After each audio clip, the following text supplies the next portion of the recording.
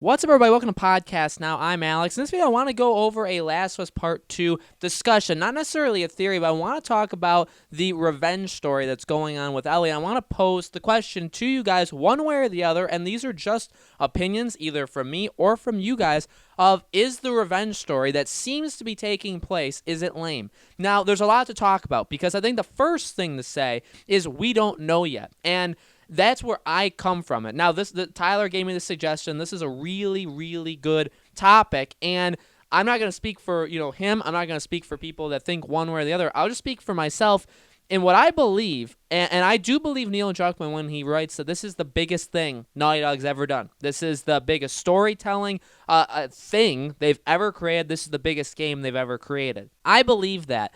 And, this is more of the people that, if you're pro or against the SJW stuff, making its way into games, into movies, because that tends to be the biggest thing when it comes to this game. And I think what worries the most people going into this game is how much will SJW stuff ruin it, if at all. And where I stand on it is I'm not too worried. I'm honestly not too worried, because when it comes to Last of Us, when it comes to Naughty Dog, this is an elite. This is probably the greatest gaming developer in terms of these kind of games. I have always in the past kind of called Naughty Dog the best gaming developer ever. A lot of gaming developers make different games. Can I say that they're as good as like a CD Projekt Red that makes just a complete, or better than CD Projekt Red that just makes a completely different set of games with Cyberpunk and Witcher? I don't really think it's fair to compare those two. So I'll say in the genre of the games that Naughty Dog makes, they're the absolute best. And I'll also say that games like Uncharted is my favorite game franchise ever. The Last of Us is one of the best games I've ever played in my personal, that's the opinion that I hold. So they make my favorite games. They make the greatest games. And so maybe I hold a bias. Maybe that's a bias. Maybe I have a bias to PlayStation. Maybe I have a bias to Naughty Dog. But what I'm trying to drive home with the post that Neil Druckmann did is I believe that this game is going to be so big. And I believe that the mystery surrounding it and the lack of them talking about this game means something. They really don't want much of this game coming out. They're not willing to give us all that much, and I respect the heck out of that. And nothing's really leaked. Nothing has really come out. There's theories. Will Joel die? The earlier theory was like, is Joel a ghost? That kind of stuff. Ellie's mom in the one trailer. There's theories, there's speculation from what they've shown, but really, there's not that much to think about, because they really haven't shown us much. And if you think about The Last of Us, I think it was the first real push. If you look at Uncharted 2, Uncharted 3, they progressively did get longer in terms of how long the story was, with Uncharted 3 kind of capping at like 10 to 12 hours, and that's kind of the length of Uncharted 2 as well. The Last of Us was like a 14 if you're rushing through it, to like more like 16, 18 hours. It took me 18 hours to beat the game, but roughly, let's say 16 hours to beat The Last of Us, and that's the story. So the game is very long, and that's the main thing I want to drive home to you guys, is the game's long. The Uncharted 4 was a very long game too, especially from an Uncharted standard. The game was also, I believe it took me 18 hours. So they kept it the same. So I wouldn't expect like The Last of Us Part 2 to be like a 10-hour story. It's going to be 15, maybe even 20 hours, depending on how long it takes you to go through it.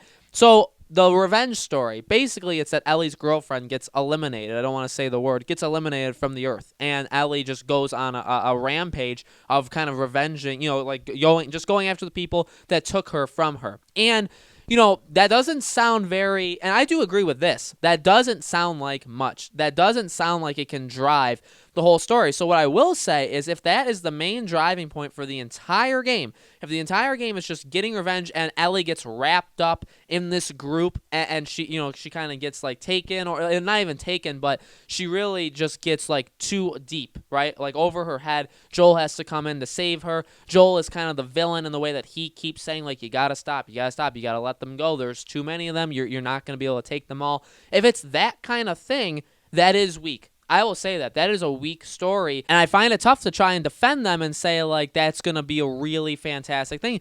And so that's the one point. If that's true, if that's even a major part of the game, if that's like even half the story, that's still pretty weak. Like if it gets her going somewhere, but then it's just part of something way, way, way bigger, and the storytelling is deeper than that. And we don't know what happens before her girlfriend goes. Okay, we don't know where all these sections go. If that lady is her mom in the one trailer, we don't know, that's then a flashback, right? Because that's then in the past. Do we play as her? How much the game can do a lot. We may not even play as Ellie the full time. Nobody's really talked about that. That's totally possible. So there's so much the game can be, and that's why I'm not at the point where I want to judge it. I can't tell you that I think the story will be lazy. I can't tell you that the revenge story for what we've seen seems a little empty, seems a little lazy, seems a little lame. I'll say that.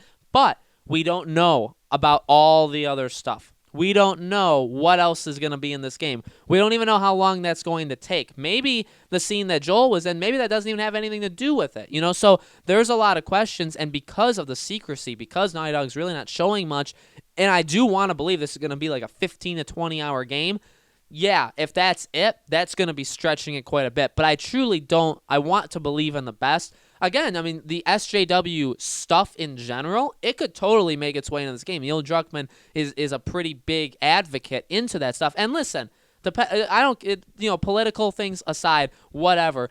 I just personally don't want things shoved in my face, and more particular, the SJW stuff. If they want to do that, though, I'm not going to cry about it. I'm not, and a lot of people will say, oh, these people are so upset at this stuff. It's just going to be like, dang, you wasted a good thing or whatever. But we have to see how much that's actually in the game. And I'm not saying even giving Ellie a girlfriend is SJW stuff. I don't care. I did always kind of go along the belief of her, of who she is as a person. Again, kind of excluding keywords from YouTube. I thought that, especially with Riley and Left Behind, I thought this is where they're going to take the character anyway. So, it doesn't matter to me. It's just the story. The story and the characters is ultimately the only thing I care about. I don't care how much, and that's the other thing.